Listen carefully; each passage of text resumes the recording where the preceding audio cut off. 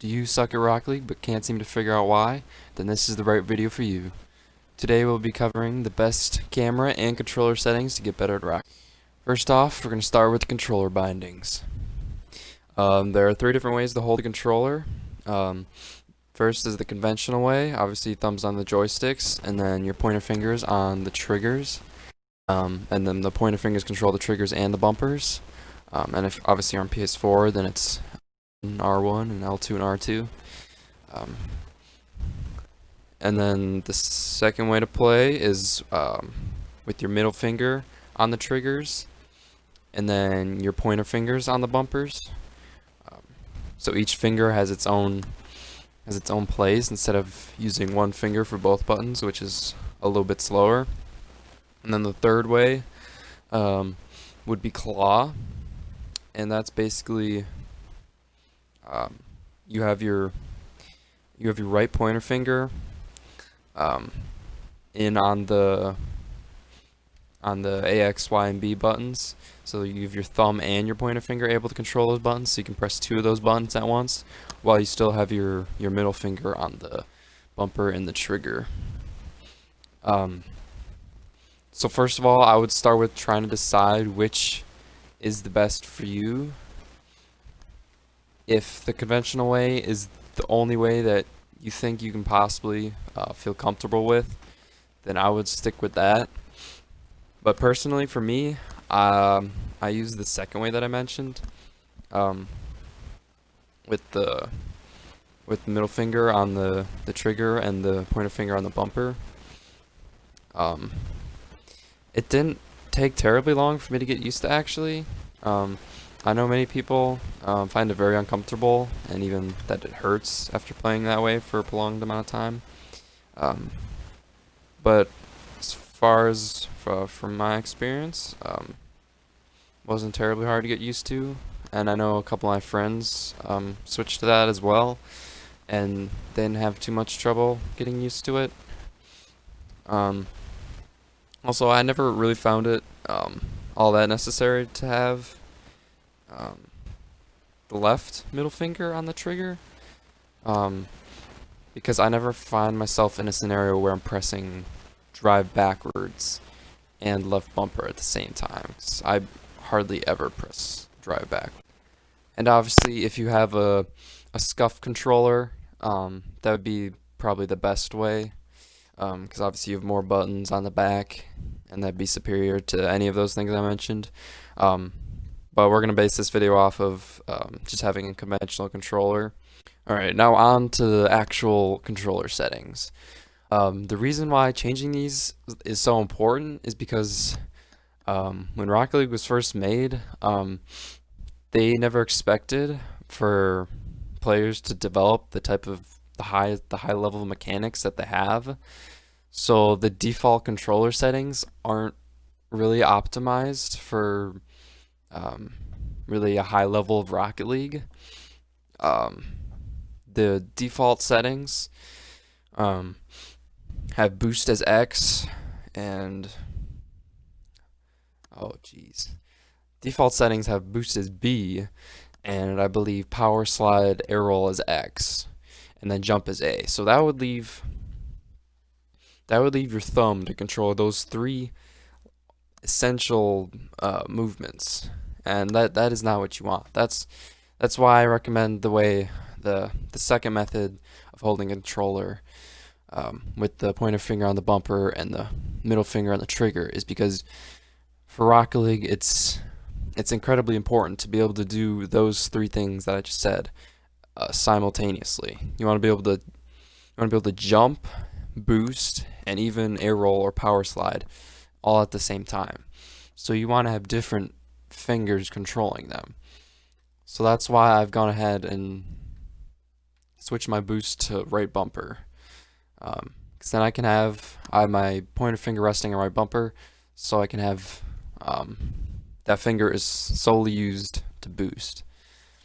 And then jump, I've left it A because that's the closest to my right stick, which is used to look around or look behind me. So I pretty much just have my thumb I just use my thumb for one of the three, or one of the essential things. I use my pointer finger for the other essential. Jump and boost are probably the most used buttons. So you want to make sure you have different fingers for each of those. And then I decided to move my power slide and air roll to left bumper. So also making that a completely different finger. Which, as I said, allows you to do all three of those simultaneously. Focus on the ball. I have is Y. I would recommend having this on any of the four buttons, A, X, Y, and B, whichever feels the best for you. It'd be optimal to have it closer to A. It's not the hugest deal. Turning on and off ball cam is obviously important for different types of dribbling. But it's still pretty close to A, having it as Y. It's not the hugest difference if you switched it to X or B. Obviously, rear view I still have bound to right stick, not the biggest deal. The next thing is I would recommend binding air roll left or right. You can bind both, especially if you have a scuff controller. I would definitely bind both. But I chose to just start with binding one. I bound it to X so that it's as close as possible to my jump. And if need be, I can press them both at once, which allows you to do certain mechanics. Arrow left isn't incredibly important. It's not as important as the things I've mentioned before this, jump boost and power slide. But as I said, it can become useful in higher level gameplay, so it's good to have it close to A. As far as skip replay and scoreboard, it's pretty much preference. I found myself checking the scoreboard a lot, so I've left it to B. If you're not worried about scoreboard at all, which to be honest you probably shouldn't be, you could probably bind your arrow right to B, and then you could probably move B over to select. That wouldn't allow you to chat, but obviously if you're looking at a way to improve yourself the most, that'd be the optimal route. And the rest of this here isn't the biggest deal. So that's about it for the controller bindings that I would recommend. So let's move on to the next thing. We'll go to more under controls. So steering sensitivity and aerial sensitivity. What I've been trying to do with this, I've been trying to slowly increase it, because I think it'd be optimal to have it around somewhere between 1.5 and 2. I feel like it'd allow you to be more fluid with your movements in game. So I've been trying to slowly increase those, because I don't think it'll be good if I just go right from 1 to 2. So I've just increasing it by like increments of 5, which would be a good way to do it for you as well. Yeah. Controller dead zone. I'd recommend having it anywhere between 0.1 and 0.3. It's not gonna be the hugest difference, but it allows you to be much more precise. That's why I've chose to have it on the lower end of that range. Dodge dead zone. This is pretty much, usually you want to keep this a little bit higher.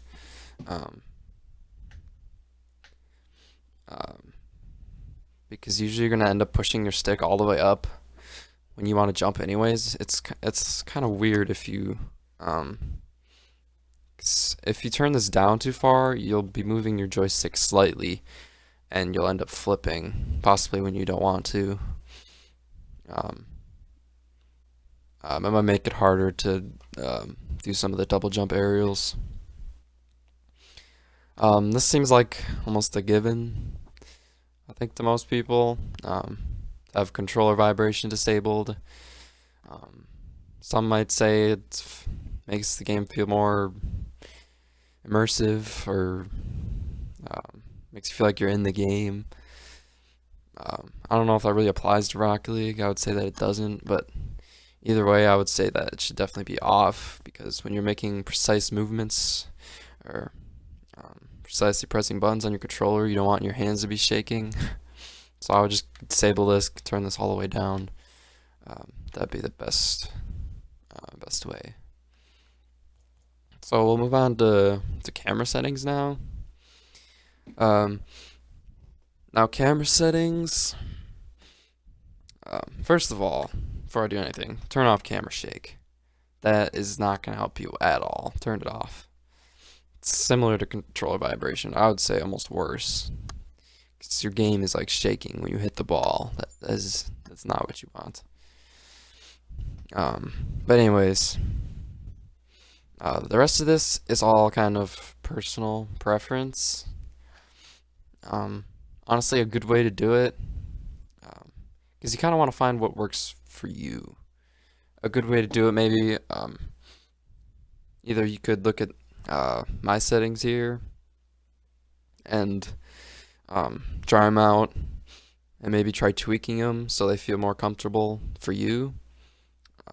Maybe look up pro settings. You can probably find just about anyone, and either use theirs or try tweaking them a little bit to make it more comfortable.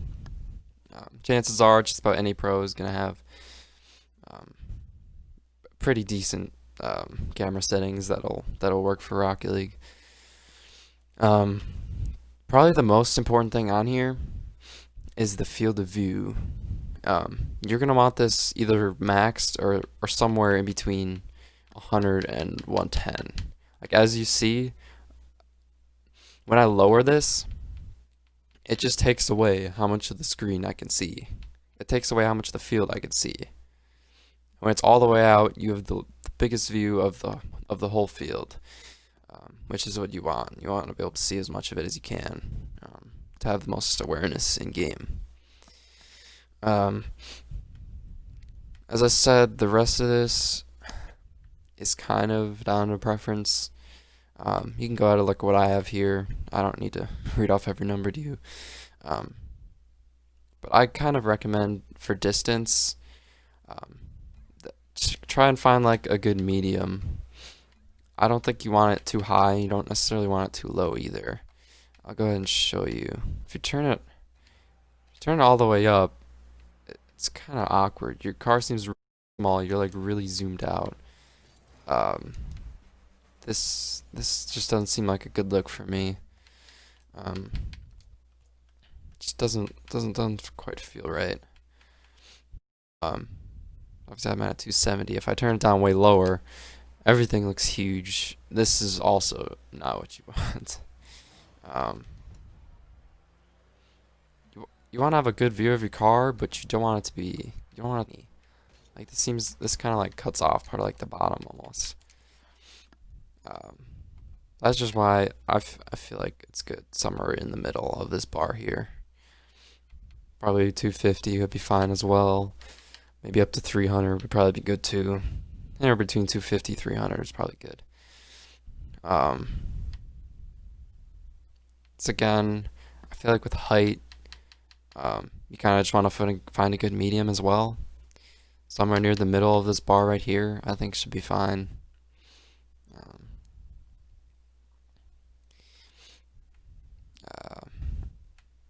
Yeah, and the rest of this, I've already said it, it's pretty much preference.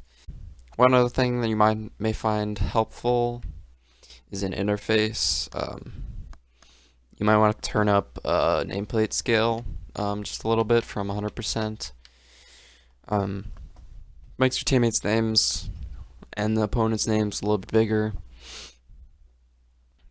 I think it would overall just improve your awareness of the other players on the field, which could be pretty helpful.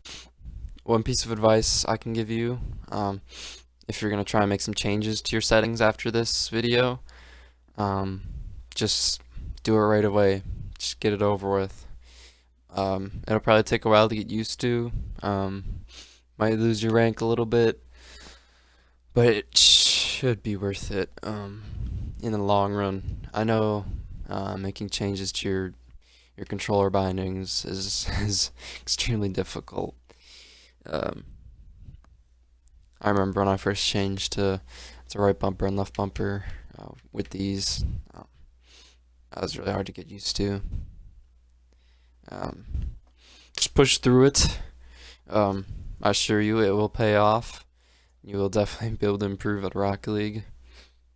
At the lower ranks, changes like this could definitely separate you from the rest of your lobby, especially with being able to just jump and boost at the same time. You're just going to naturally beat people with the aerials in lower level games, which is key, as I've already said.